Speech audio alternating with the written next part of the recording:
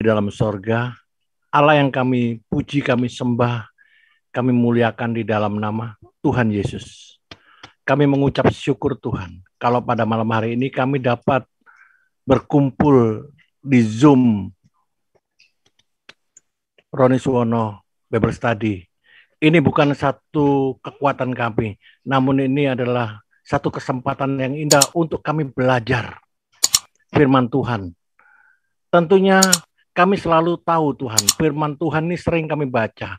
Namun kalau bukan Engkau bukakan atau singkapkan, tentunya kami lewati saja. Oleh karena itu, kesempatan malam hari ini kami mau duduk diam, meneduhkan hati kami, pikiran kami, untuk menerima pengajaran-Mu melalui hamba-Mu, Bapak Evangelis Roni Suwono. Mari urapi beliau, lidah bibirnya, pikiran hatinya, biar semua yang disampaikan murni berasal dari firman-Mu, dan Kau sendiri yang menyatakan melalui hamba-Mu ini. Terima kasih Bapak. Silakan, kami mau mendengarkan dan kami mau diberkati semuanya. Di dalam nama Tuhan Yesus, kami sudah berdoa dan mengucap syukur. Haleluya. Amin. Amin. Terima kasih Pak Michael. Bapak Ibu, hari ini kita punya tema sangat istimewa sekali, yaitu mengenai persepuluhan. Judulnya adalah orang tua atau persepuluhan dahulu. Bapak Ibu, hati-hati sebagai seorang pembicara yang diikuti oleh begitu banyak penggemar, banyak pengikut, atau bahkan engkau adalah seorang gembala sidang dengan jemaat yang begitu banyak, maka apa yang engkau sampaikan, pernyataan yang kau berikan di atas mimbar Tuhan yang kudus, itu akan menjadi sebuah pengajaran yang oleh penggemarmu, pengikutmu, akan dianggap sebagai sebuah kebenaran. Oleh karena itu, Anda dan saya hukumnya wajib meneliti dengan seksama firman Tuhan, agar apa yang kita sampaikan, pernyataan yang kita berikan, itu tidak keliru, yang mengakibatkan sebuah penyesatan. Bapak Ibu, kita akan saksikan sebuah video ya, yang nanti akan kita bahas sesuai dengan firman Tuhan. Video ini adalah ajaran ahli Taurat dan orang Farisi di zaman Tuhan Yesus hidup di tengah-tengah para rasulnya dan sempat dikutuk oleh Tuhan Yesus. Silakan Pak Fran, ditayangkan. Hal yang kedua, isu yang kedua, ini maksud saya isu yang kedua yang ini. Ada pengajaran berkata, saudara kalau punya uang, perpuluhan bisa nomor 2. Nomor 1, keluarga. Kalau saudara punya orang tua lagi susah, kasih uang orang tua dulu. Hati-hati saudara. Kelihatan baik, tapi tidak benar. Itu sebetulnya semuanya ujungnya tuh di sini saudara. Mementingkan diri sendiri. Dan menjadi apa Bapak Ibu? Hamba uang, bukan hambanya Tuhan. Bukan nurut sama apa yang Tuhan mau, tapi kepentingan diri sendiri. Nomor 1 tetap Tuhan. Yang percaya katakan. Yang sepakat katakan. 1/10 kembalikan dulu. Itu korban sembelian yang benar tuh seperti itu saudara. Jangan pakai kebenaran diri sendiri. Cari dulu kerajaan Allah dan kebenarannya. Jangan pakai kebenaran diri sendiri. Kembalikan dulu milik Tuhan.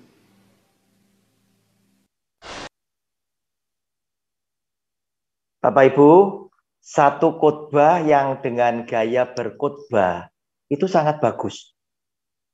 Yang baru kita tonton.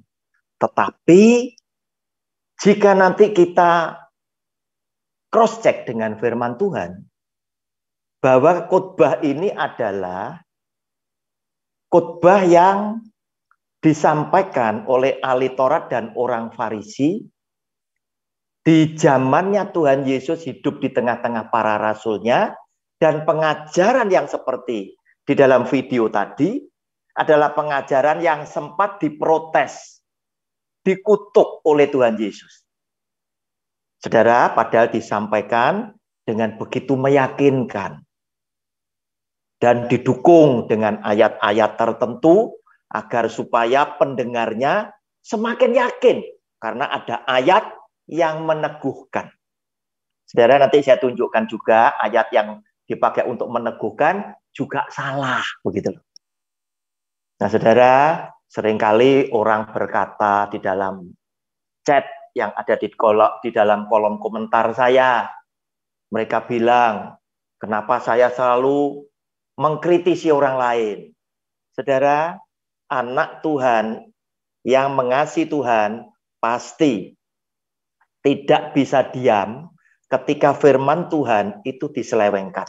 Sebagai bentuk kasih kita kepada Kristus, tanggung jawab kita kepada Kristus atas domba-domba milik Dia. Sebab apa? Penyelewengan yang mereka unggah di dalam YouTube menjadi sebuah pengajaran, itu bisa menjadi raginya orang Farisi, mempengaruhi banyak penonton. Dan kasihan jika mereka adalah orang yang seharusnya dituntun oleh orang-orang yang mengerti kebenaran firman Tuhan, namun justru sebaliknya mereka disesatkan oleh orang-orang yang sesungguhnya dipercaya sebagai penuntun tersebut. Bapak Ibu, saya tayangkan lebih dulu komentar yang sempat masuk di video saya yang lain tentang persepuluhan. Apa tanggapan mereka di dalam komentar saya? Yang paling atas saja yang saya bahas, saya baca. Ini dari Bapak Yosef 2 minggu yang lalu. Berkata demikian. Pak Fran, kalau bisa diturunkan supaya tidak kena fotonya Pak Michael. Anak saya lebih mementingkan perpuluhan ke gerejanya daripada memberikan ke saya. Dia berkata, dengan memberi perpuluhan, maka seluruh keluarga akan diberkati. Nah, Bapak Ibu, bukankah ini sama dengan khotbah tadi? Karena Bapak Pendeta yang berkhotbah tadi sedang mengarahkan jemaatnya agar supaya jika di saat yang sama kedua orang tuamu menghadapi kesusahan, kesulitan, sedangkan engkau sebagai anak Tuhan punya uang, pastilah di dalam kasus tadi tidak berlebih. Mana yang harus didahulukan? Beliau tadi berkata, ada isu yang kedua. Persepuluhan boleh nomor 2. Kalau ada keluarga, orang tua menghadapi kesulitan, kasih kepada keluarga, kasih kepada papa mama dulu. Beliau berkata, kelihatannya baik, tetapi tidak benar. Dan oleh Bapak Pendeta yang berkhotbah tadi, justru ditekankan, harus tetap bayar persepuluhan dulu. Orang tua belakangan. Nah, saudara, dari pernyataan ini, Anda yang ikut di dalam Zoom meeting ini, silakan Anda pikirkan sendiri. Pernyataan ini kira-kira mudah atau sulit untuk Anda ikuti. Jika ternyata Anda punya uang tidak berlebih. Kemudian kedua orang tua Anda butuh pertolongan. Dan Anda adalah anak yang diandalkan. Akan kau berikan kepada siapa? Nanti Alkitab yang saya terangkan akan menjawab. Bapak Ibu, kita masuk dulu kepada Alkitabnya.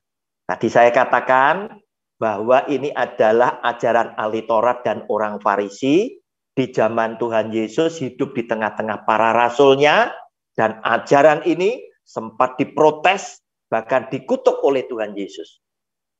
Matius pasal 15 ayat 1 sampai dengan ayat ke-9. Matius pasal 15 ayat 1 sampai dengan ayat yang ke-9. Kemudian datanglah beberapa orang Farisi dan ahli Taurat dari Yerusalem kepada Yesus dan berkata, "Mengapa murid-muridmu melanggar adat istiadat nenek moyang kita? Mereka tidak membasuh tangan sebelum makan." Tetapi jawab Yesus kepada mereka, "Mengapa kamu pun melanggar perintah Allah demi adat istiadat nenek moyangmu? Sebab Allah berfirman, hormatilah ayahmu dan ibumu. Dan lagi, siapa yang mengutuki ayahnya atau ibunya pasti dihukum mati. Tetapi kamu berkata, barang siapa berkata kepada bapaknya atau kepada ibunya, apa yang ada padaku," perhatikan saudara, garis bawahi, tetapi kamu berkata, ya, berarti ahli Taurat orang Farisi itu berkata atau mengajarkan. Barang siapa berkata kepada bapaknya atau kepada ibunya, B-nya kecil, I-nya kecil, berarti kepada orang tuanya, apa yang ada padaku. Anda sebagai anak bilang sama papa mama, apa yang ada padaku yang dapat digunakan untuk pemeliharaanmu, untuk ngopeni, untuk memelihara, untuk merawat kedua orang tua, sudah digunakan untuk persembahan kepada Allah. Ini kata ahli Taurat orang Farisi, orang itu, anak itu, yaitu Anda, tidak wajib lagi menghormati bapaknya atau ibunya. Berarti tidak wajib lagi merawat, memelihara kedua orang tuanya. Ini yang diajarkan ahli Taurat orang Farisi. Dengan demikian, firman Allah kamu nyatakan tidak berlaku demi adat istiadatmu sendiri. Silakan digarisbawahi. Ayat ke-7, hai orang-orang munafik, benarlah nubuat Yesaya tentang kamu. Bangsa ini memuliakan aku dengan bibirnya, padahal hatinya jauh daripadaku. Percuma, ini kutukan Tuhan Yesus. Kritik, protes Tuhan Yesus. Percuma, kata percuma itu bisa menghasilkan enyahlah engkau. Percuma, mereka beribadah kepadaku. Yaitu pengajar termasuk jemaat yang diajar. Ya, percuma mereka beribadah kepadaku. Sedangkan ajaran yang mereka ajarkan ialah perintah manusia. Silakan digarisbawahi. Saudara, kenapa Tuhan Yesus harus mengkutuk, mengkritik seperti itu? Sebab di dalam kitab suci, ya, 10 perintah Tuhan yang oleh Tuhan Yesus dijadikan sebagai hukum kasih karunia, 4 yang kepada Allah. Kasihlah Tuhan Allahmu itu perintah 1 sampai 4. Kasihlah sesamamu manusia yang horizontal itu perintah yang ke-5 sampai dengan yang ke-10. Dan perintah yang horizontal kepada sesama yang pertama kali adalah hormatilah ayahmu dan ibu. Otomatis Yesus Kristus Tuhan marah dengan ahli Taurat orang Farisi yang hanya demi setoran tadi masuk ke dalam perut mereka, kantong mereka, mereka harus memberikan ajaran bohong. Sehingga banyak anak-anak ya yang karena ingin mendapatkan berkat tadi, mereka lebih ikhlas menterlantarkan kedua orang tuanya yang harusnya menurut Tuhan Yesus didahulukan, bukan mempersembahkan kepada Allah, kepada Dia. Bukan. Sebab menurut Tuhan Yesus, Tuhan yang harusnya Anda nomor satukan adalah Tuhan yang tidak selalu, garis bawahi kata-kata saya, yang tidak selalu minta didahulukan. Tuhan, saya ulang ya, Tuhan yang harus menjadi nomor satu di dalam hidup saudara dan saya, ternyata adalah Tuhan yang tidak minta selalu didahulukan. Saudara, ayatnya ada enggak Pak Roni? Saya bilang, hati-hati loh, pernyataanmu bisa menjadi sebuah pengajaran. Oleh karena itu, saya pun berhati-hati. Saya tidak berani sembarangan ya untuk menyampaikan pernyataan, karena ini akan diikuti oleh semua pengikut saya sebagai sebuah kebenaran. Ayatnya di mana? Ayatnya silakan Anda catat ya. Silakan Anda catat.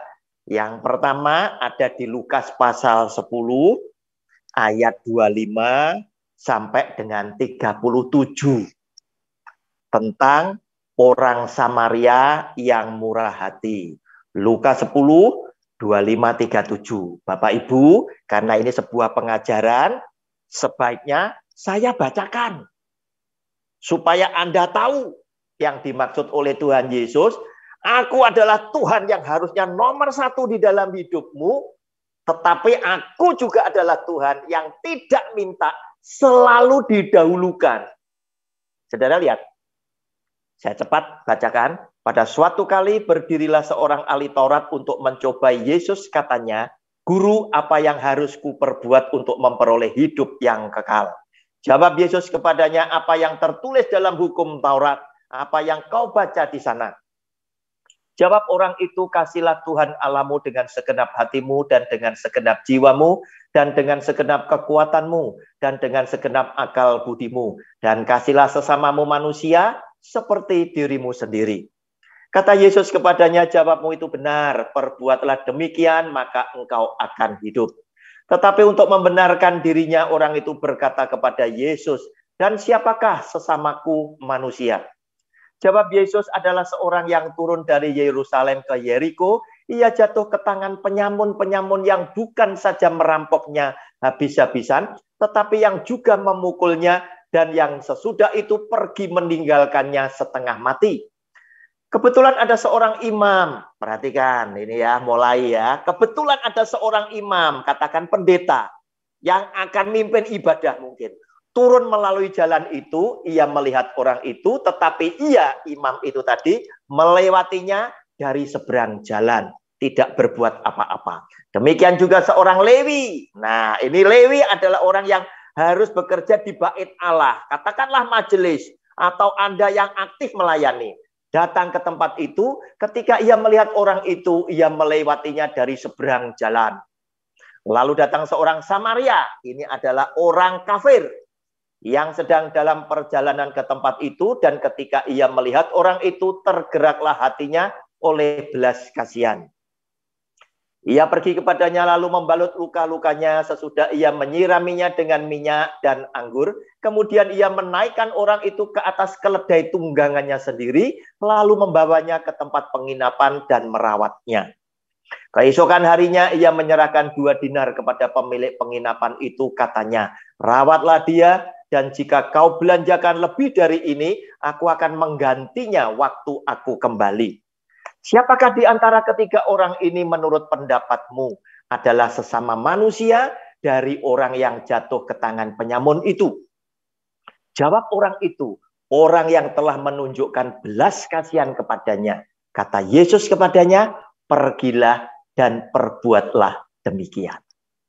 Bapak Ibu yang dikasihi oleh Tuhan Yesus memberikan satu perumpamaan. Ya, ada orang yang dirampok habis-habisan, dipukuli, dan dia menderita sampai setengah mati, butuh pertolongan dari sesama.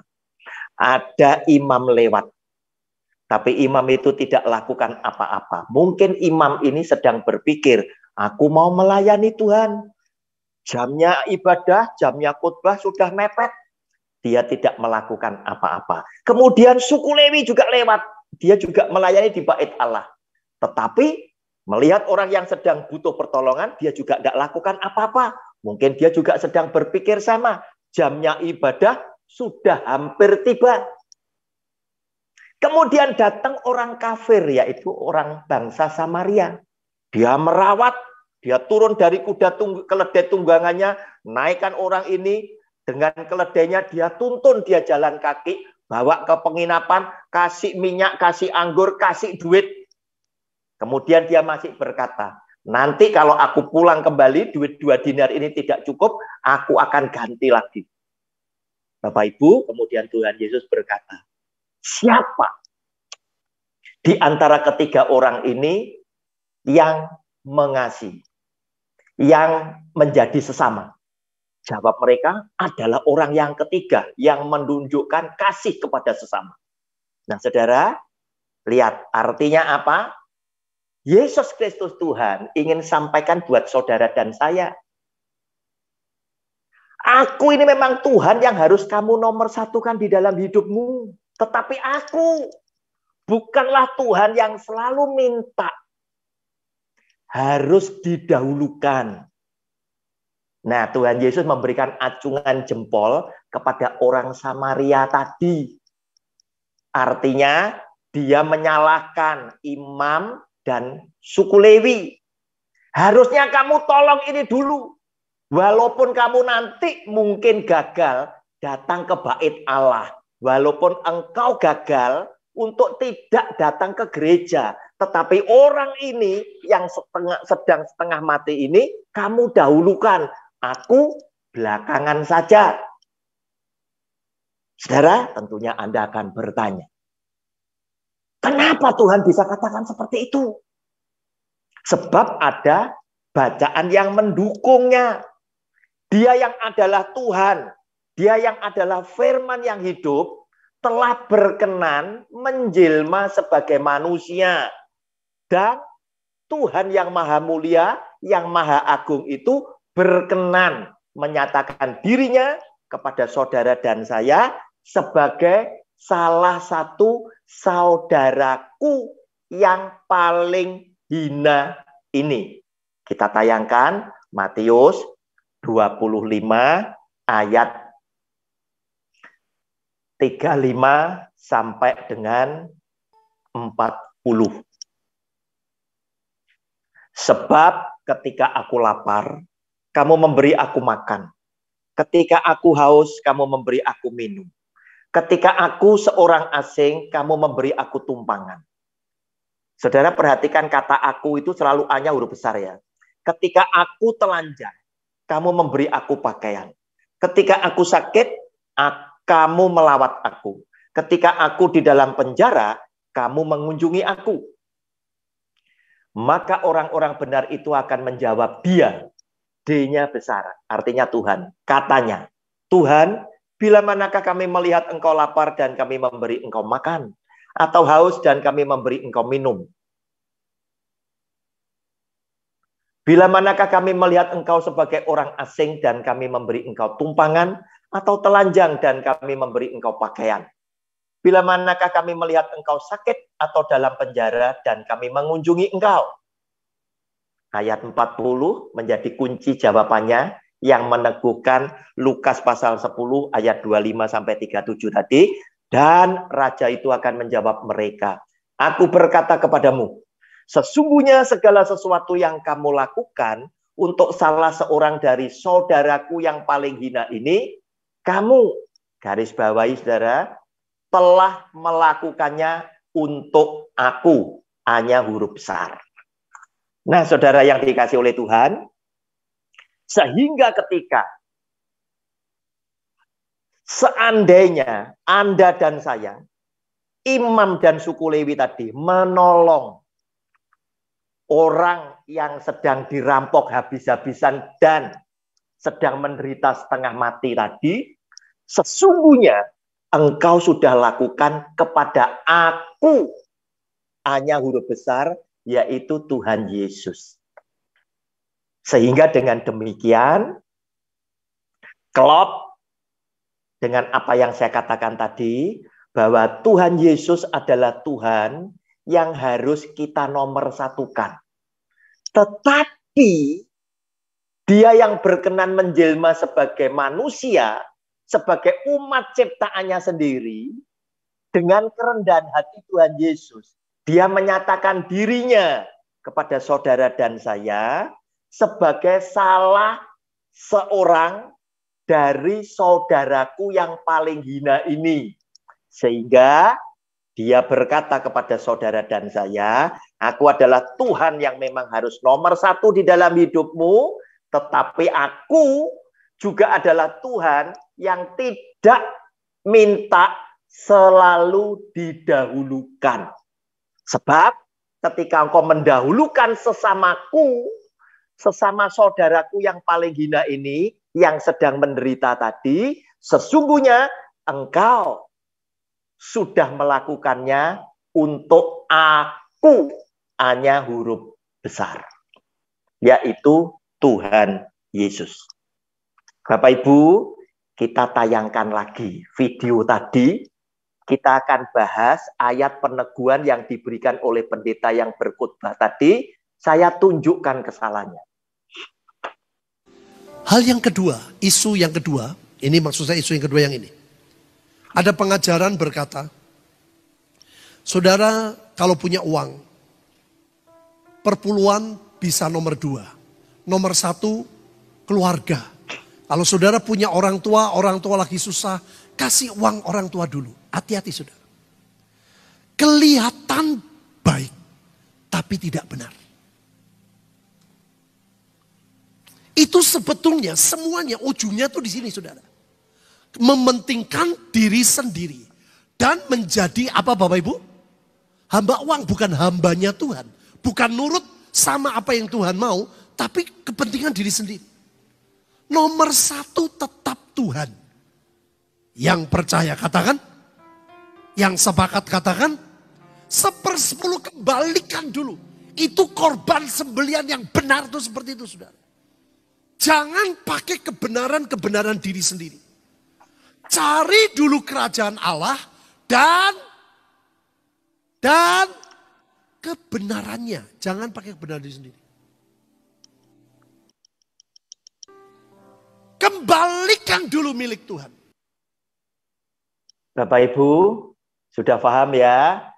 Video ini tadi kan kita di awal sudah kita putar. Di pertengahan setelah saya menyampaikan ulasan dari Matius pasal 15 ayat 1 sampai 9. Yang intinya isinya adalah protes Tuhan Yesus terhadap ajaran ahli Taurat dan orang Farisi. Itu persis sama dengan apa yang dikhotbahkan oleh pendeta tadi di dalam videonya. Nah sekarang saya mau tunjukkan. Beliau tadi, pendeta tadi, memberikan peneguhan dari khotbahnya tadi, ya, agar supaya pendengarnya itu lebih bersemangat, memberikan persepuluhan lebih dulu, dibandingkan kepada orang tuanya, apalagi saat orang tuanya menghadapi kesusahan. Sedangkan uangnya tidak banyak-banyak amat. Mungkin uangnya itu minim sekali, pas-pasan. Beliau tetap inginkan persepuluhan lebih dulu. Ini korban sembelian. Kembalikan milik Tuhan lebih dulu. Ditambahi dengan ayat-ayat. Saudara, ayat yang beliau pakai tadi adalah dari 2 Timotius pasal 3 ayat kedua. Silakan Pak Fran ditampilkan 2 Timotius pasal 3 ayat kedua. Ini bacaan mengenai keadaan manusia pada akhir zaman. Bolehlah kita dianggap hidup di akhir zaman, ya, tetapi jangan diputus dong satu ayat ini, begitu loh. Manusia akan mencintai dirinya sendiri dan menjadi hamba uang. Nah, hamba uang ini bisa mengena kepada Bukan cuma yang tadi memberikan persepuluhan kemudian diberikan kepada papanya, kepada mamanya. Bukan itu saja. Tetapi pendeta yang mengarahkan ini juga bisa jadi hamba uang loh. Terus kalau diberikan kepada pendetanya, papa mamanya butuh obat, apakah gereja pasti siap untuk menolong? Kan begitu kan pertanyaannya. Lihat kalimat berikutnya. Mereka akan membual. Berarti akan bohong dan menyombongkan diri. Mereka akan menjadi pemfitnah. Mereka akan berontak terhadap orang tua dan tidak tahu berterima kasih. Dari dalam kandungan, mulai dari dalam kandungan, papa mama kita sudah berjuang untuk kita. Begitu kita lahir, mereka berjuang untuk masa depan kita. Terus kemudian saat mereka tua, mereka tidak punya penghasilan, hanya berharap kepada belas kasihan anak-anaknya. Anak-anaknya berpikir, persepuluhan lebih dulu. Papa mama urusan belakang. Nah, ini yang dikatakan di dalam firman Tuhan tadi, mereka akan berontak terhadap orang tua dan tidak tahu berterima kasih, tidak mempedulikan agama. Saudara, mana belas kasihanmu kepada orang tuamu? Mana ucapan terima kasihmu kepada orang tuamu? Di sini, oleh pendeta tadi tidak dijelaskan. Hanya dikutip sebagian, seakan-akan salah jika saudara tidak memberikan persepuluhan lebih dulu, tetapi malah memberikan kepada papa mama yang sedang mengalami kesulitan, kesusahan, atau mungkin sakit penyakit, butuh obat, butuh kontrol dokter. Saudara, padahal Yesus yang adalah Tuhan, itu telah mengajarkan kepada saudara dan saya bagaimana caranya saudara berterima kasih kepada Dia dengan persembahan saudara. Dan Dia pun menegaskan bahwa persepuluhan sudah tidak perlu dilakukan lagi. Pak Fran tayangkan Lukas 16 ayat 16a. Saudara, saya tunjukkan lebih dulu ini kata-kata yang keluar dari mulut Tuhan Yesus sendiri. Lukas 16:16a bunyinya demikian. Hukum Taurat dan kitab para nabi berlaku sampai kepada zaman Yohanes. Maksudnya Yohanes Pembaptis. Sejak Yohanes masuk ke zaman Tuhan Yesus, hukum Taurat dan kitab para nabi sudah tidak berlaku lagi. Tetapi boleh menjadi catatan sejarah. Sedangkan persepuluhan ada di dalam hukum Taurat dan kitab para nabi. Khususnya Maleakhi 3 ayatnya yang ke-10. Saudara, orang selalu berkata, ya ada pertanyaan. Kalau kita mau memberikan kepada Tuhan secara langsung, apakah uang ini dilempar ke langit? Jelas nggak mungkin kita lempar ke langit. Tetapi kita akan berikan kepada sesama manusia. Tetapi persoalannya, persepuluhan ini oleh Tuhan di zaman perjanjian lama, di zaman hukum Taurat dan kitab para nabi, bukan diberikan kepada pendeta zaman now, bukan. Tetapi kepada suku Lewi. Sebab suku Lewi bekerja di kemah pertemuan, di bait suci. Sedangkan pendeta zaman sekarang, apakah engkau suku Lewi? Pasti bukan. Berarti engkau bukan orang yang berhak menerima dan menikmati persepuluhan bersama dengan keluargamu. Jelas ya. Terus kemudian Yesus yang adalah Tuhan, yang berkenan menjelma sebagai manusia, ternyata Tuhan berkenan menerima persembahan saudara dan saya langsung di dalam tangannya. Saudara, bukankah tadi sudah saya bacakan Matius pasal 25 ayat 25 sampai dengan 40. Dia sudah ajarkan kepada saudara dan saya dan seluruh hamba Tuhan yang ada di muka bumi. Ketika aku lapar, engkau kasih aku makan. Ketika aku haus, engkau kasih aku minum. Ketika aku telanjang, engkau kasih aku pakaian. Dan semua orang benar itu bertanya, Tuhan, kapan engkau mengalami keadaan yang demikian? Dan dia berkata, tayangkan Pak Fran, Matius 25:40. Dia berkata, ini adalah persembahan yang Anda bisa langsung diterima oleh Tuhan Yesus. Dan Raja itu akan menjawab mereka. Aku berkata kepadamu, sesungguhnya segala sesuatu yang kamu lakukan untuk salah seorang dari saudaraku yang paling hina ini, kamu telah melakukannya untuk aku. Hanya huruf besar di garis bawahi. Nah, saudara, kemudian para pendeta, para jemaat yang aktif melayani Tuhan mulai bertanya kepada saya, pendeta saya makan apa? Saudara, lo kalau pendeta itu lapar, ya kasih makan toh dari duit itu. Itu masuk dalam kotak yang sama. Pendeta tidak bisa makan, pendeta kan sesama kita. Firman-Nya berbunyi apa, kata Tuhan Yesus? Ketika aku lapar, kamu kasih aku makan. Yang lapar, ambilkan duit dari kas yang satu itu tadi. Kasih. Yang nggak bisa sekolah, bayarin dari situ. Gereja mau renovasi, gereja mau bangun, bayar dari situ. Uang listrik, ambil dari situ. Ada yang sakit, kirim ke rumah sakit, bayar dari situ. Dengan demikian, yang Anda lakukan, itu akan diterima oleh Tuhan Yesus secara langsung. Tetapi ketika Anda berikan kepada pendeta, Tuhannya bertanya, itu uang milikku kemana?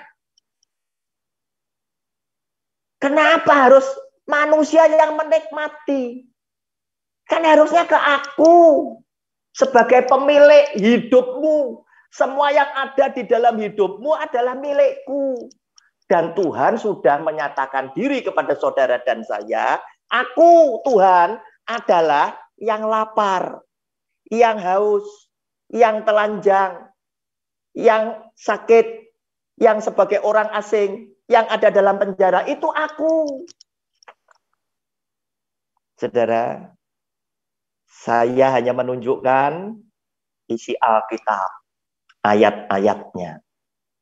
Anda yang mendengar hari ini dalam Zoom meeting, atau yang nanti menonton dan mendengar video saya, setelah mencocokkan dengan Alkitab, keputusan ada di dalam tangan saudara. Anda mau ikut apa yang saya sampaikan sesuai dengan Alkitab, puji Tuhan.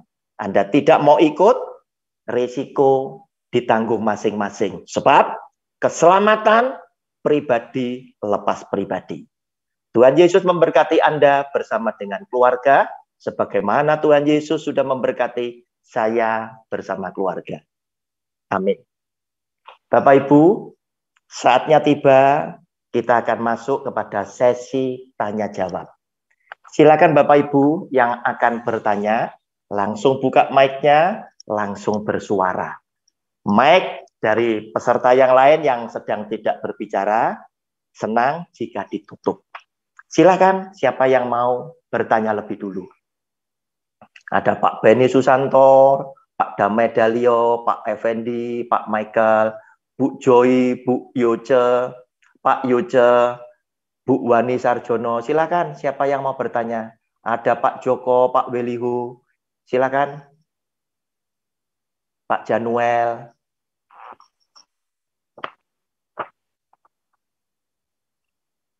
Atau mungkin Nenek Biasanya kalau belum ada yang bertanya, yang lainnya Ya, juga belum. Silakan.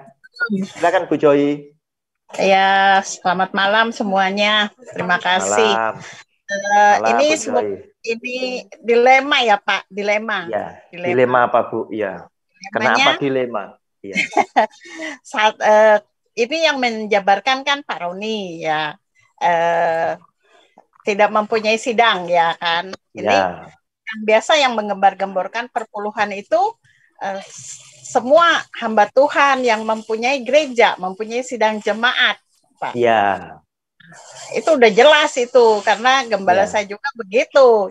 Setiap Ya. kali selalu bilang kita doakan ya untuk perpuluhan di awal bulan ini kan begitu. Ya. Nah, sekarang pertanyaannya Ya. bagaimana halnya dengan Pak Michael yang mempunyai sidang jemaat di Tebet ya? Ya. Kira-kira mengikuti yang mana ya Pak? Gitu. Ya. Oke. Saya persilakan langsung Pak Michael. Silakan Pak Michael. Masih. Ya, terima kasih. Ya, Bu Joy, boleh ditanya semua nanti. Ibu Joy sebagian banyak kenal teman-teman saya. Boleh ditanya, saya tidak pernah ada di depan mimbar atau di belakang mimbar. Itu kotak-kotak wasiat, Bu. Yang isinya perpuluhan tidak ada, Bu. Sampai sekarang pun belum ada. Jadi bukan saya munafik, Bu. Memang saya tidak mau terima setelah saya mendengarkan pengajaran.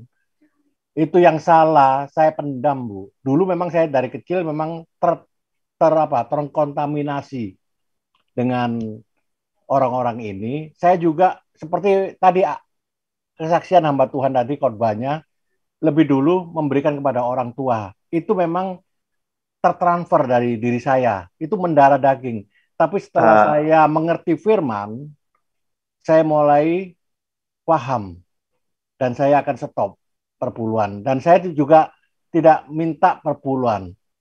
Kalau seorang jemaat mau memberi perpuluhan, saya katakan jangan perpuluhan.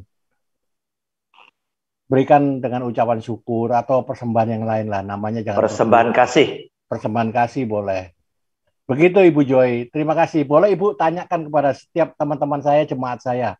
Boleh. Sampai hari ini saya belum terima perpuluhan, Bu. Tidak ada kotak-kotak wasiat di depan mimbar. Terima kasih, Bu Joy. Terima kasih, Pak Michael. Saya luruskan dulu. Pendeta tadi berkhotbah, itu dia minta persepuluhan lebih dulu. Papa mama yang sedang kesusahan atau yang sedang sakit, itu urusan belakang.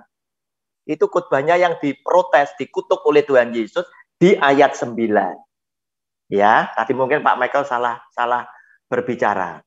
Nah, Bu Joy, itu saya ingin sampaikan kepada Anda. Siapapun yang menyampaikan, baik yang mimpin sidang dan tidak, yang penting itu Alkitabnya benar dulu atau tidak, begitu loh. Ya, sesuai enggak dengan Alkitab lebih dulu.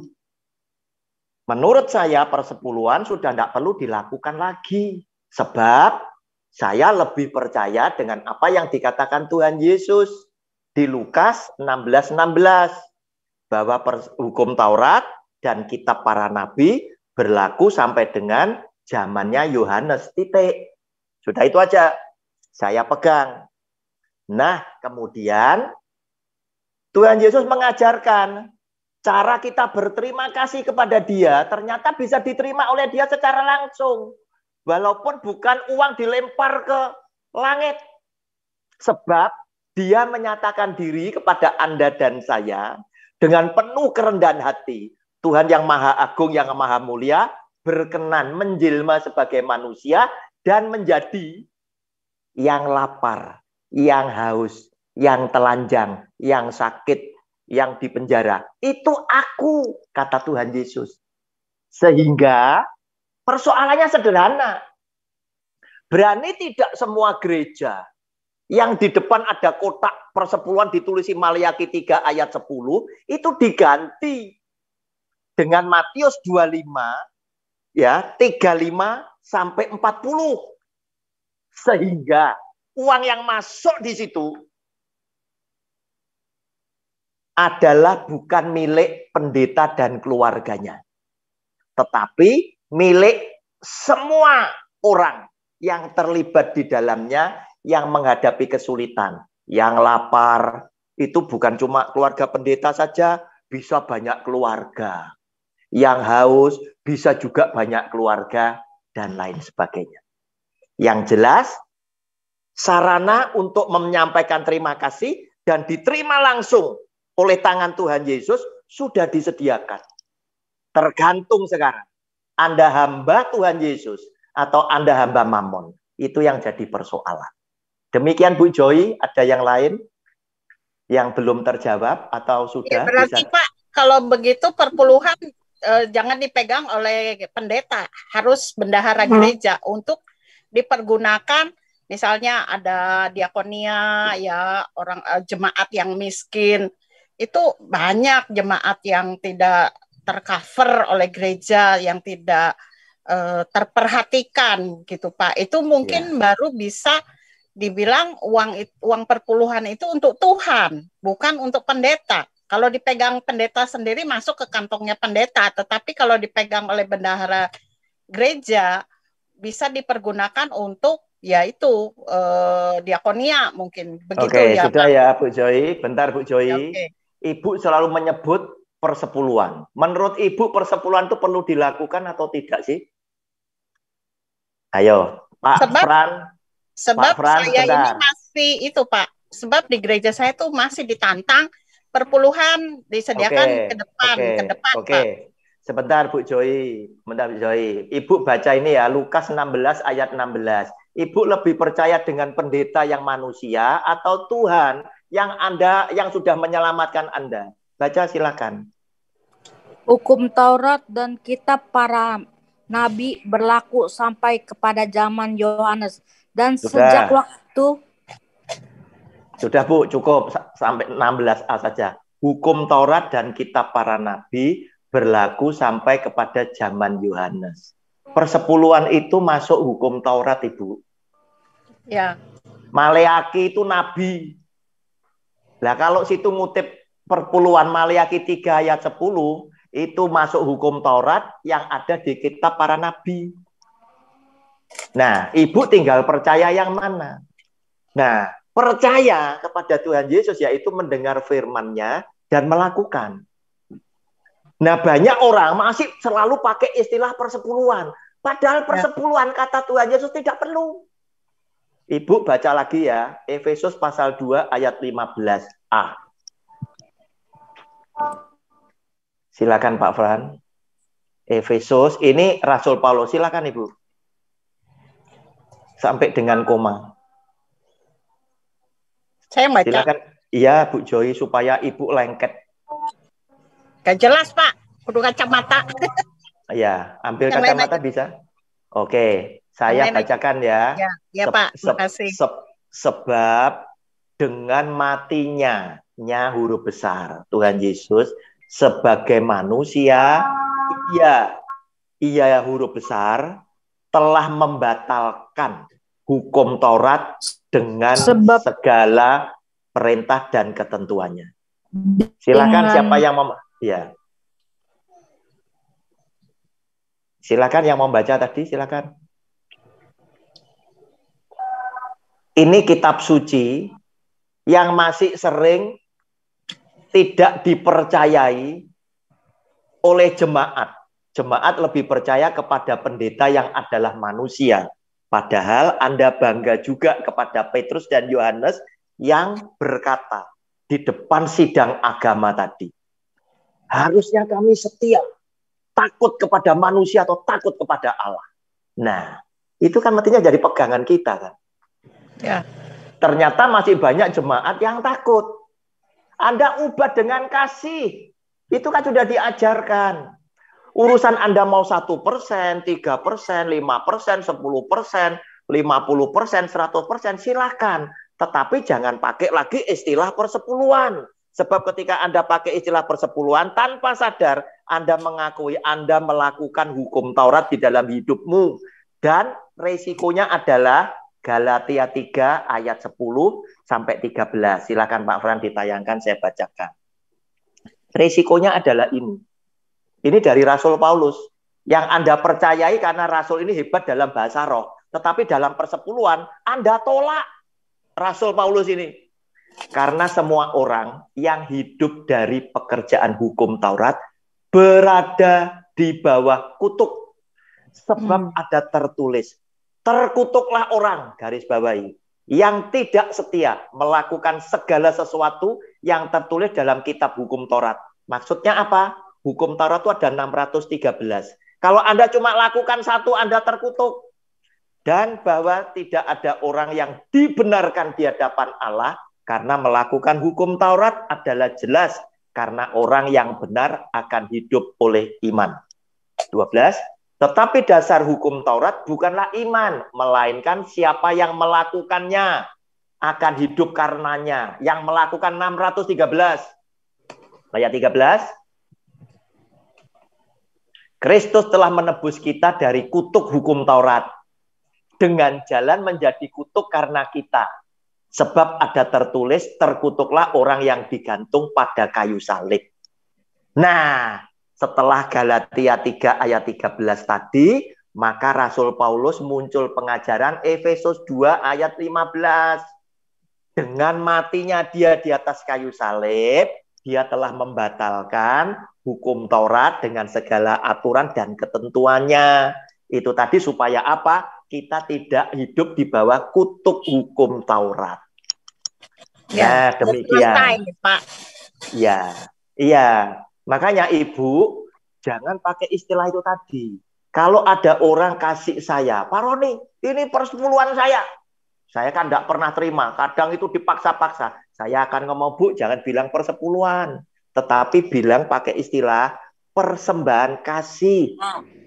Seperti yang diajarkan oleh Tuhan Yesus. Dan ini akan saya bagikan kepada siapa? Yang lapar, yang haus, yang telanjang, yang sakit. Saya bagikan untuk mereka. Oke, silakan. Ada yang lain? Makasih, Pak. Makasih, Ya, makasih. makasih, Bu Joy, makasih. Silakan, ada yang lain? Ya, Ya, silakan Pak Yoce. malam, Pak Roni. Malam. Ya, saya ini sekali dengan apa yang telah disampaikan oleh Pak Roni, bahwa itu sebetulnya udah jelas ya. Iya. Dengan firman Tuhan yang disampaikan. Jadi memang apalagi tadi tema yang disampaikan adalah tentang persepuluhan itu dan pemberian kepada orang tua. Itu lebih diutamakan yang mana? Tapi di sini orang tua dahulu. Iya, dibahas bukan soal perpuluhan, tapi sebetulnya lebih dikenal dengan pengucapan syukur ya. Iya. Karena saya kira sejujurnya semua jemaat Tuhan nggak ada yang konsekuen memberikan murni persepuluhan. Itu, nah kalau itu tidak diberikan, itu menurut hukum Taurat itu tidak diberikan, itu sanksinya ada. Iya, Pak, betul, Pak. Yesus itu sudah disempurnakan. Ya, disempurnakan ya dengan pemberian seperti tadi dikatakan kepada mereka yang kita berikan, mereka yang susah, apalagi orang tua ya. Iya, orang tua kan. Orang lain aja harus kita berikan, apalagi terhadap orang tua yang melahirkan kita. Ya. Jadi saya kira ini sebetulnya satu pencerahan yang sangat membuka kita untuk melihat bahwa Tuhan Yesus itu bukan materialistis. Jadi dia tidak menuntut kita untuk memberi memberi dengan seolah-olah kita untuk mendapatkannya. Memberi untuk mendapatkan berkat dari Tuhan.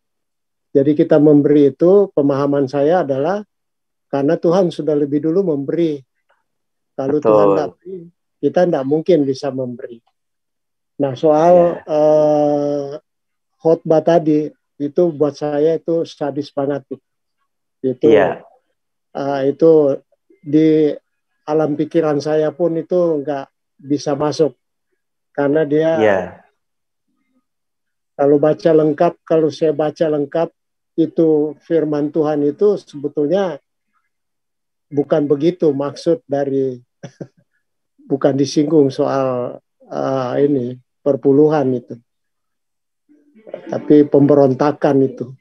Iya, makanya orang tua sendiri tidak dihormati, tidak dipelihara, tidak tahu berterima kasih, kan begitu. Iya, itu kalau orang yang sudah terikat menjadi terikat dengan uang, mamon, uang dijadikan mamon.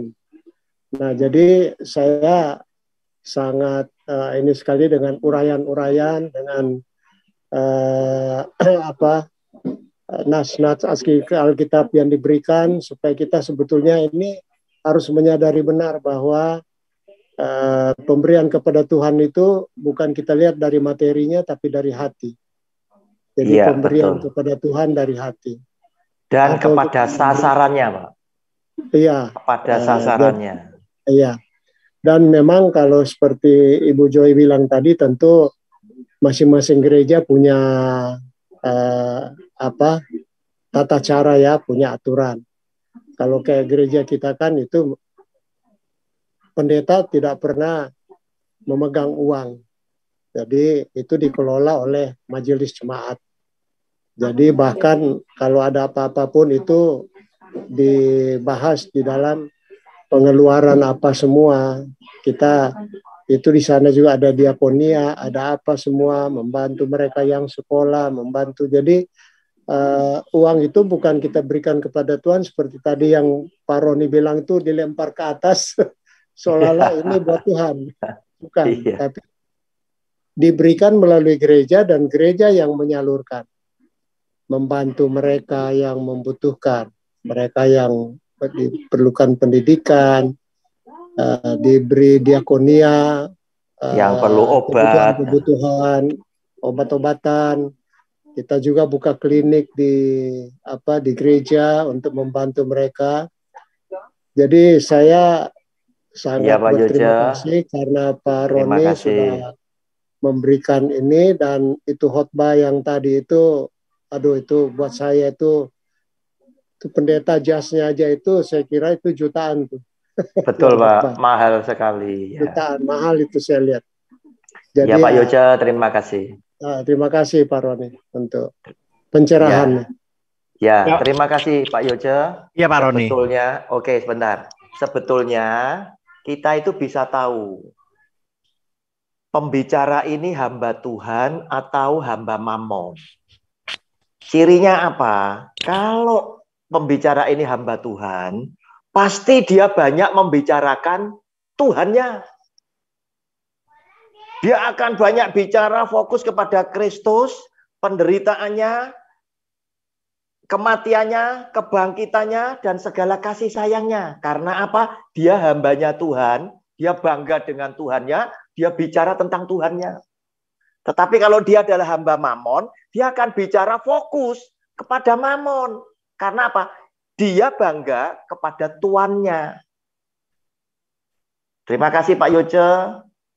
Sekarang saya berikan kesempatan kepada Pak Michael. Silakan Pak Michael. Iya, terkecuali tadi Bapak katakan sasarannya, Pak. Iya, betul, sasarannya. Banyak anak dengan orang tua ini suka berkelahi, Pak, ribut gara-gara pemberian. Orang tuanya minta tapi tidak diberi, justru diberi ke gereja. Ke gereja saat ke gereja membutuhkan bangunan atau apa. Karena apa? Anaknya tahu orang tuanya dibuat negatif, Pak. Contohnya orang tuanya pakai main judi.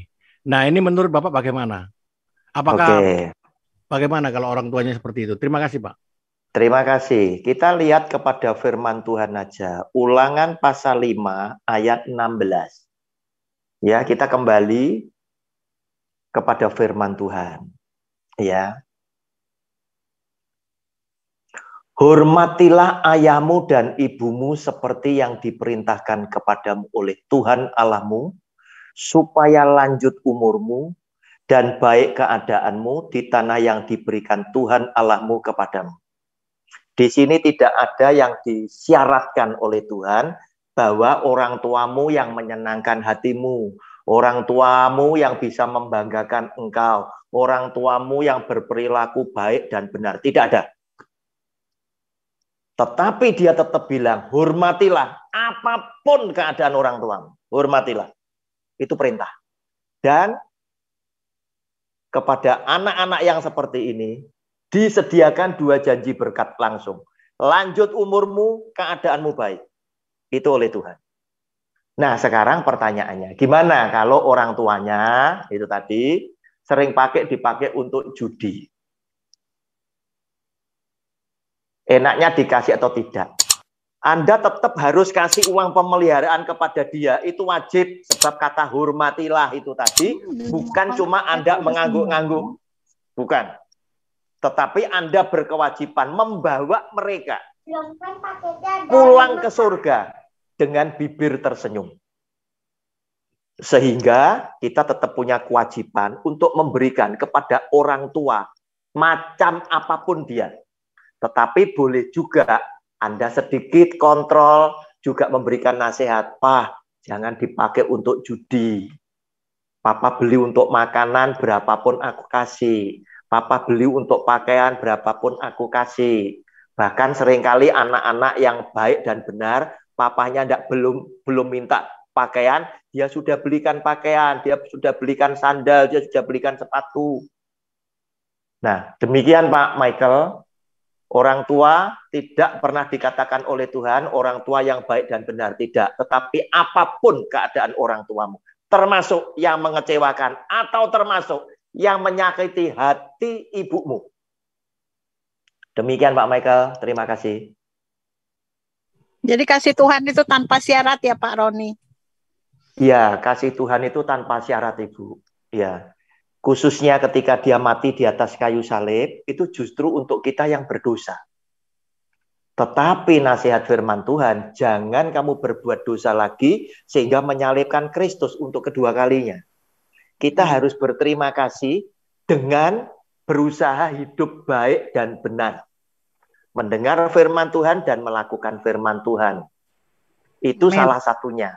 Nah, ketika Anda melakukan hukum Taurat, berarti Anda tidak menghormati pengorbanan Kristus di atas kayu salib agar Anda pindah dari kutuk hukum Taurat.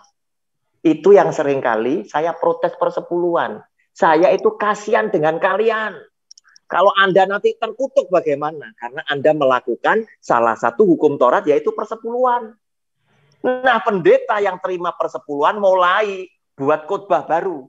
Persepuluhan tidak termasuk hukum Taurat. Karena apa? Abraham memberikan persepuluhan sebelum hukum Taurat ada. Nah, ini tadi. Lihat video saya yang lain penjelasannya. Ya, sudah saya patahkan itu. Kalau memang Abraham mempersembahkan persepuluhan sebelum hukum Taurat, itu kemudian persepuluhan tidak masuk hukum Taurat, saya mau nanya, bagaimana dengan dosanya Adam? Apakah kita juga ikut menanggung? Ternyata kita ikut nanggung. Nah, kalau seperti itu, kita tolak loh. Sama-sama model tafsirnya. Yang berbuat dosa kan Adam, ngapain Tuhan harus aku ikut nanggung dosa asal? Nah, padahal apa yang diperbuat Adam termasuk hukum Taurat. Begitu loh.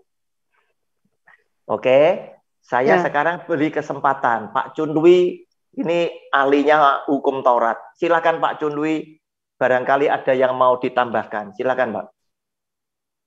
Ya,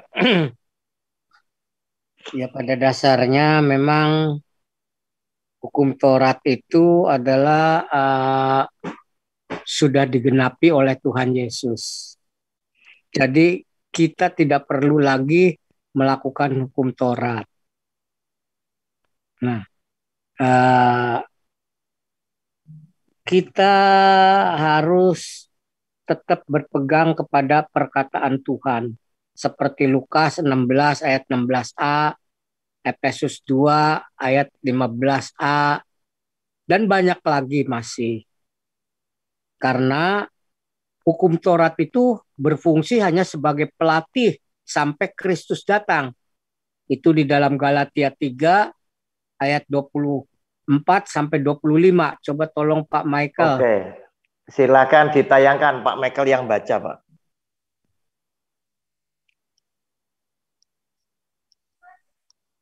Baik, Galatia 3. 3 ayat berapa, Pak? Ayat 23, 24 sampai 25.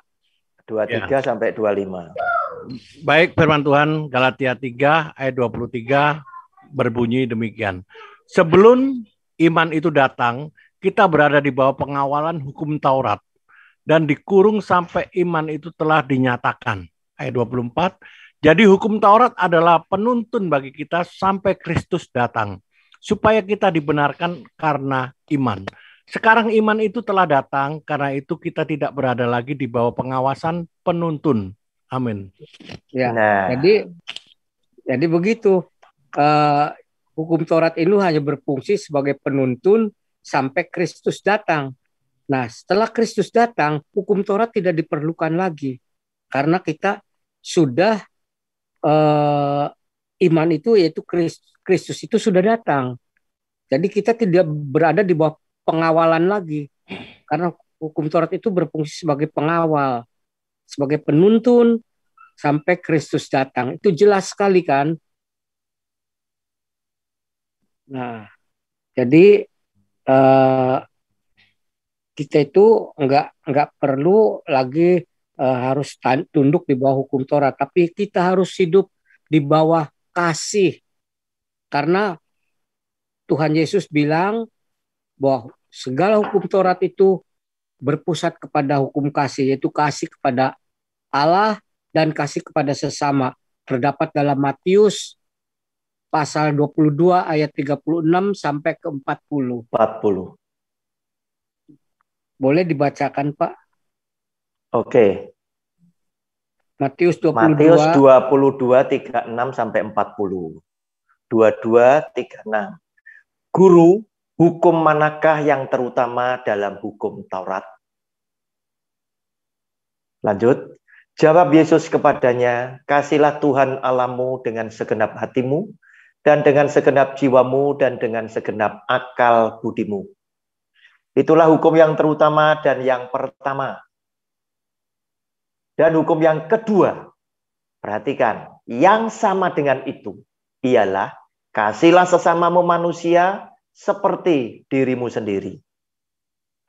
Ayat 40, pada kedua hukum inilah tergantung seluruh hukum Taurat dan kitab para nabi. Ya, jadi sesungguhnya hukum Taurat dan kitab para nabi itu harus mengacu kepada hukum kasih.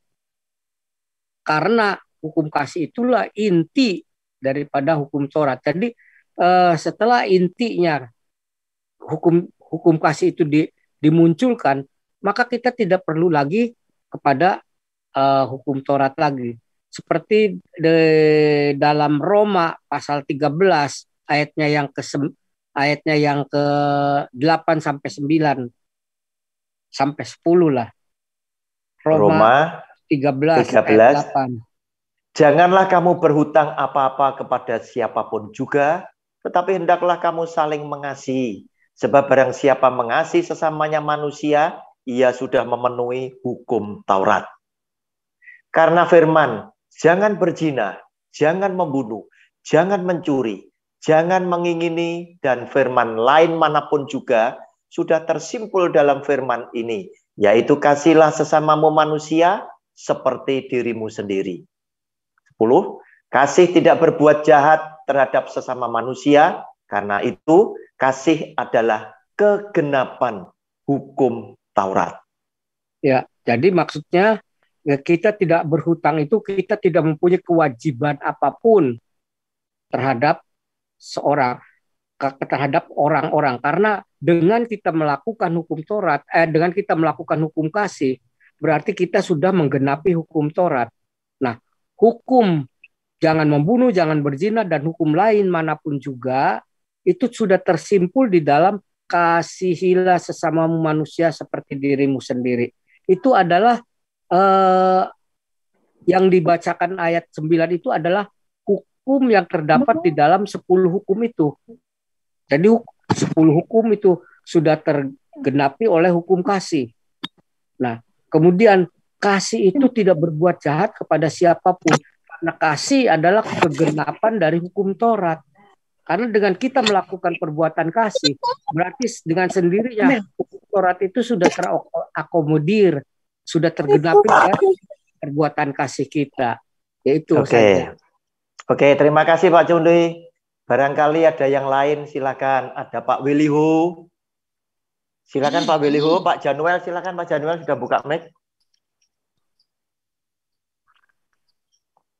Pak Januel, mic-nya kok enggak bunyi ini. Enggak ada suaranya Pak Januel. Silakan Pak Januel. Ya, ini mulai ada suara, Oh, enggak ada suaranya Pak Januel. Oke, coba saya alihkan kepada yang lain dulu. Nenek mungkin, Nek? Silakan, Nek. Mic-nya belum dibuka. Silakan, Nek. Salam Pak Roni. Ya.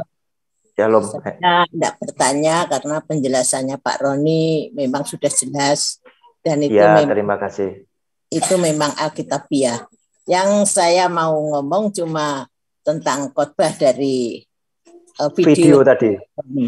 Bahwa sangat disayangkan bahwa khotbah itu menyesatkan orang, menyesatkan jemaat yang tidak pernah membaca Alkitab, hanya mendengar dari khotbah pendeta.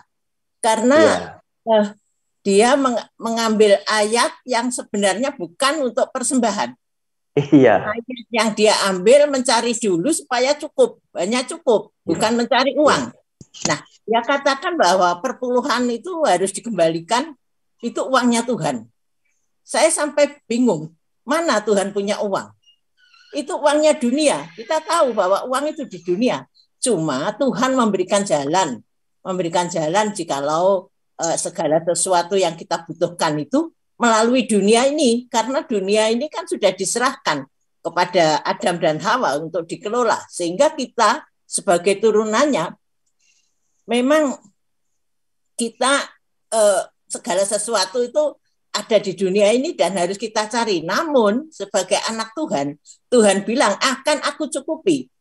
Berarti kalau aku mencari Tuhan maka kecukupan ada pada saya. Saya tidak tahu entah Tuhan itu di mana biasanya yang tidak saya pikirkan itu yang Tuhan berikan kepada saya. Misalnya kebutuhan saya bukan yang saya pikirkan. Saya misalnya saya enggak punya uang. Saya berpikir, apa saya menjual ini ya? Apa saya ke saudara saya ya? Apa saya itu pikiran saya? Namun Tuhan akan memberi kepada saya itu lain, yang di luar daripada apa yang saya rencanakan. Nah, jikalau orang-orang Kristen mendengar khotbah yang begitu, yang sangat menyesatkan, itu bagi saya bukan menambah jemaat anak-anak Tuhan, bukan. Malah dia menyingkirkan anak-anak Tuhan, sehingga anak-anak Tuhan yang tidak tahu, dia akan berpikir mendewakan pendetanya, karena pendeta itu berkhotbah dengan berapi-api dan seolah-olah memang apa yang dia katakan itu harus dilakukan karena Tuhan. Itu yang sangat saya sayangkan Pak Roni, sehingga kadang-kadang saya itu sering berbicara kepada orang-orang, kepada siapa saja, bagaimana itu menjadi anak Tuhan yang benar, yaitu melalui Alkitab. Jelas bahwa perjanjian lama itu kan, Taurat itu kan dikhususkan untuk bangsa. Satu bangsa yang diatur untuk mengatur kehidupan jasmaninya sebelum Yesus datang. Karena Yesus itu akan melepaskan kurungan tadi atau melepaskan pagar, yaitu hukum Taurat merupakan pagar bagi bangsa Israel. Jadi kalau kamu melompat pagar, kamu akan tidak keruan, kamu akan mati, kamu akan begini itu. Sehingga itu dipagari untuk satu bangsa. Nah, setelah itu Yesus datang, pagar ini yang diangkat supaya orang lain bisa mendapatkan kasih karunia Tuhan, karena itu merupakan karunia, sehingga pagarnya diangkat, sehingga semua menjadi merdeka, menjadi bebas untuk memilih bahwa Tuhan itu sudah membebaskan, memerdekakan semua, dan memberikan jalan untuk masuk ke surga bagi semua bangsa. Itu yang harus sebenarnya diberitahukan kepada jemaat, supaya jemaat itu mencari Tuhannya itu untuk kehidupannya di dunia ini sampai kehidupan di surga. Karena kehidupan kekal itu harus kita dapat, kita punyai mulai sekarang. Sekarang saya percaya, sekarang saya memegang kehidupan kekal, dan bagaimana kehidupan kekal ini bisa saya pertahankan, apa yang harus saya lakukan. Nah, kebaikan bagi orang lain tadi kepada orang tuanya, jelas dong kalau orang tuanya, saudaranya saja harus lebih dulu. Munafik kamu kalau menolong orang lain, saudaramu tidak kamu tolong. Nah, saudara ini saya berpikir bukan yang masuk Kristen saja. Jadi semua saudaranya, saudara secara jasmani dan orang tua secara jasmani yang harus ditolong. Orang baru kamu menolong orang lain, dan itu sudah Tuhan Yesus ajarkan kepada kita semua apa yang harus kita lakukan, sehingga bertahanlah di dalam kekekalan, lakukanlah apa yang Tuhan Yesus mau. Cuma begitu Pak Roni. Terima kasih. Terima kasih Nek, terima kasih. Tambahnya memberikan peneguhan dari keterangan Pak Jundwi. Benar ya, seperti ayat-ayat tadi yang tampilkan oleh Pak Jundwi, keterangan Nenek benar bahwa hukum Taurat itu memang asal muasalnya untuk sebuah bangsa, yaitu umat Israel lewat Musa. Nah, hukum Taurat dipakai oleh Tuhan sebagai penuntun sebelum iman itu datang, sebelum Tuhan Yesus itu datang. Tetapi ketika Tuhan Yesus datang, pagar ini tadi memang sudah tidak diperlukan. Tujuannya apa? Supaya kasih karunia itu bisa turun kepada seluruh umat manusia sebagai ciptaan Dia. Sehingga Dia datang itu untuk meniadakan hukum Taurat yang menuntuni tadi. Kita sudah tidak hidup di bawah tuntunan hukum Taurat, tetapi di bawah tuntunan sang iman tadi. Terima kasih Nek, barangkali ada yang lain. Sahabat saya Pendeta Beni Susanto, ada yang mau ditambahkan? Atau Pak Januel tadi, silakan Pak Januel. Sudah bisa bersuara belum ini? Pak Januel tidak ada suaranya Pak. Ini mesti mic-nya ada yang salah ini.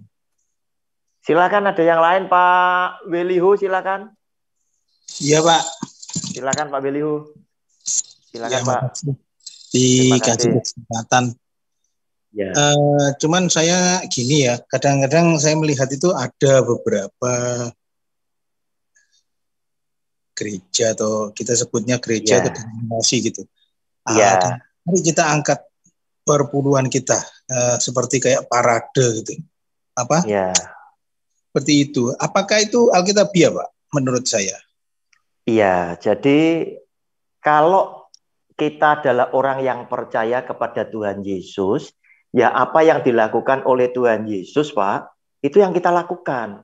Sudah tidak perlu persepuluhan dilakukan lagi. Karena apa? Persepuluhan masuk di dalam hukum Taurat. Kalau orang zaman sekarang misi kembali terus ke hukum Taurat, maka berlakulah 2 Petrus pasal 2 ayat 22. Ya, 2 Petrus pasal 2 ayat 22. Bagi mereka cocok apa yang dikatakan peribahasa yang benar ini. Anjing kembali lagi ke muntahnya, dan babi yang mandi kembali lagi ke kubangannya.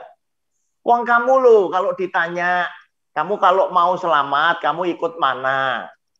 Hukum Taurat atau kasih karunia? Pasti semua orang Kristen bilang, saya ikut kasih karunia. Nah, sudah benar.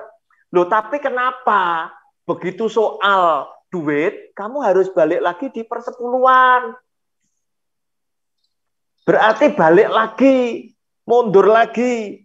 Lah dengan Anda melakukan persepuluhan yang menjadi batu sandungan, sama saja Anda tidak menghormati Kristus yang telah mati di atas kayu salib tadi. Kenapa? Karena dia sudah berjuang untuk membuat kita tidak di bawah kutuk hukum Taurat, itu masih Anda selalu kembali ke sini. Padahal ya, soal makanan yang menjadi batu sandungan saja Tuhan menasehatkan. Kalau bisa jangan. Supaya apa? Saudaramu ini tidak sampai binasa karena perbuatan kamu. Nah ini persepuluhan sudah jelas-jelas ya. Terjadi pro dan kontra. Terus sekarang Tuhan sudah ngasih jalan keluar. Bisa diterima langsung oleh tangan Kristus. Anda tidak berani kan melakukan? Ya, silakan kalau Anda berani lakukan dengan itu. Pendeta yang tidak bisa makan, ambil dari situ. Ya, ada yang bertanya kepada saya, Pak, seandainya pendeta saya itu dulunya pengusaha. Dia masih punya usaha, ya. Dia masih punya usaha. Dia masih punya hasil. Perlu tidak, Pak, persepuluhan itu diberikan kepada dia? Loh, persepuluhan lagi. Nah, kembali ke firman. Lah pengusaha itu lapar tidak? Lah kalau lapar kasih makan, kalau haus kasih minum. Kalau dia makan bisa beli sendiri, ya enggak usah.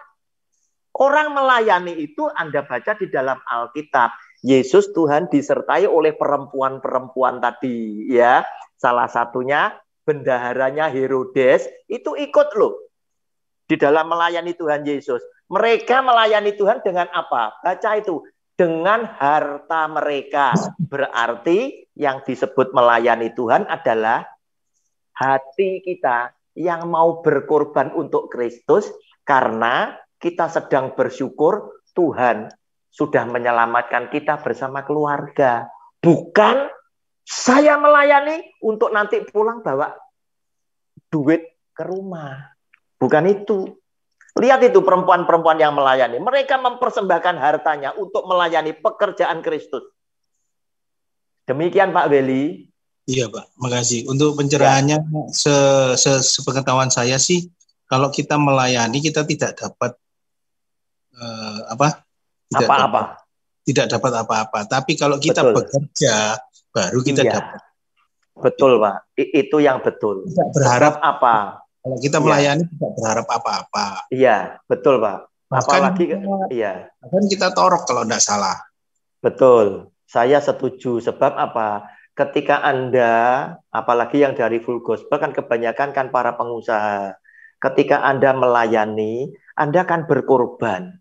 Disitulah Tuhan akan mengembalikan dalam bentuk belum tentu duit, tetapi dalam bentuk berkat rohani. Bapak dan keluarga diberi kesehatan yang baik. Diberkatilah anak-anakmu waktu sekolah. Diberkatilah keluargamu saat keluar masuk pintu rumah. Diberkatilah anak-anakmu dengan pasangan yang sepadan yang Tuhan berikan. Macam-macam itu. Nah sekarang Bapak lihat aja. Mereka penikmat persepuluhan. Belum tentu berkat rohani itu mereka terima. Anda cek sendiri di Google.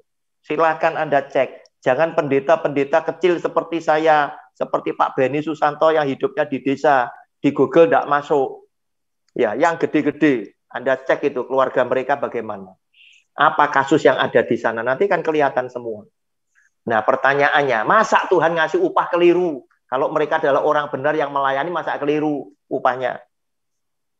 Nah, demikian Pak Beli. Ada yang lain, Pak? Ya, makasih, Pak. Terima kasih Pak Beli. Saya tambahkan Pak ya. Saya tambahkan. Ya, silakan Pak, silakan. Galatia 3 ayat 13 sampai 14 Pak. Ya, Galatia 3, 13, 14. Saya bacakan. Tadi 13-nya sudah saya. Kristus telah menebus kita dari kutuk hukum Taurat dengan jalan menjadi kutuk karena kita. Sebab ada tertulis, terkutuklah orang yang digantung pada kayu salib. 14, Yesus Kristus telah membuat ini supaya di dalam Dia berkat Abraham. Nah, ini yang tadi diterangkan nenek. Sampai kepada bangsa-bangsa lain. kasih karunia untuk bangsa-bangsa lain. Sehingga oleh iman kita menerima roh yang telah dijanjikan itu. Silakan Pak Junwi. Ya, itu maksudnya hukum Taurat ditiadakan supaya hukum Taurat ditiadakan oleh Kristus, digenapi oleh Kristus, supaya berkat Abraham itu sampai kepada bangsa-bangsa lain. Jadi berkat keselamatan itu sampai kepada bangsa-bangsa lain. Iya. Kalau hukum Taurat tidak ditiadakan, maka masih tidak ada sampai. Iya, tidak sampai kepada ada bangsa-bangsa pembatas. lain. Iya. Iya Pak Junwi, terima kasih. Jadi di dalam ayat 14 itu tadi, berkat Abraham itu adalah yang Tuhan katakan, oleh karena keturunanmu, maka semua bangsa akan beroleh berkat. Lewat siapa? Yesus Kristus Tuhan. Itu tadi. Oke, silakan yang lain. Pak Januel ada masalah ya mic-nya ya, sayang ya. Silakan, ini ada Pak Pujianto T. Silakan.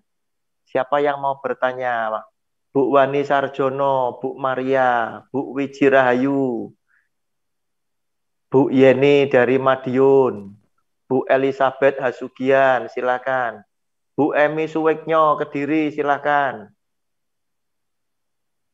Pak Tirta mungkin Kanada, silakan Pak. Pas Pak, pas. Ya, silakan Pak. Sudah? Oke, enggak ada yang lain?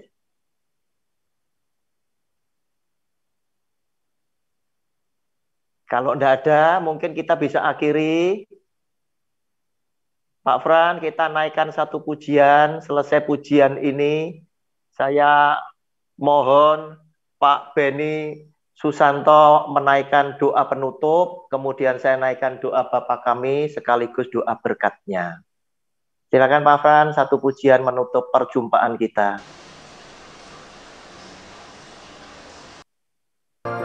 Oh ya, sebelum pujian ini kita umumkan dulu Pak Fran untuk hari Jumat.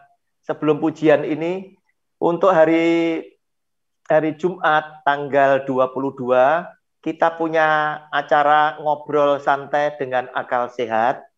Video kita yang pertama sudah ditonton kurang lebih 4.000 penonton dengan komentar yang banyak sekali, silakan dibaca. Jumat mendatang kita akan membahas stop kekerasan seksual, hidup yang beradab. Jangan lupa jam 7 hari Jumat Anda boleh ngobrol dengan santai, mau minum kopi boleh, sambil makan kacang, makan snack boleh. Yang penting kita bisa membahas satu topik yang berarti untuk kita, bagaimana kita sebagai orang Kristen bersikap di tengah-tengah masyarakat yang majemuk. Terima kasih pujiannya Pak Fran.